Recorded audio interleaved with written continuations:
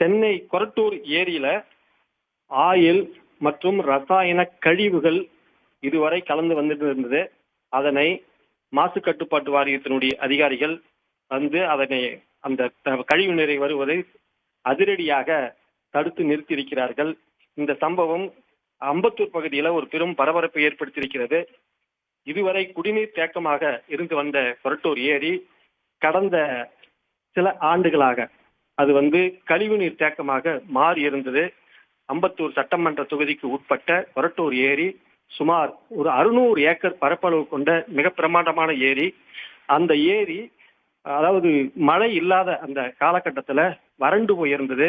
அந்த ஏரியில வறண்டு போயிருந்த அந்த காலகட்டத்துல தூர்வாரி இருந்தால் அந்த பகுதி மக்களுக்கும் சென்னை மக்களுக்கும் குடிநீருக்கு பயன்படுத்தக்கூடிய மிக அற்புதமான ஒரு ஏரியாக மாறி இருக்கும்.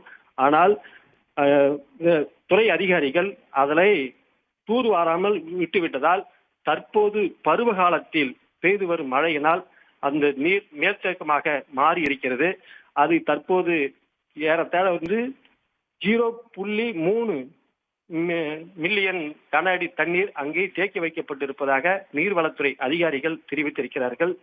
இந்த நிலையில தொடர்ந்து அதுல அம்பத்தூர் தொழிற்பேட்டையில் இருந்தும் ஆவின் பால் பண்ணையில் இருந்தும் வெளியேறக்கூடிய கழிவு நீர்கள் ரசாயன கழிவுகள் ஆகியவற்றை அந்த கொரட்டூர் ஏரிக்கு தொடர்ந்து போய்கொண்டே இருந்தது. இதனை நேற்று சன் நியூஸ் தொலைக்காட்சியில் மிக பிரத்யேகமாக நாம அந்த செய்தியை ஒளிபரப்பு செய்திருந்தோம். கழிவுநீர் கலப்பதை ஒளிபரப்பு செய்திருந்தோம்.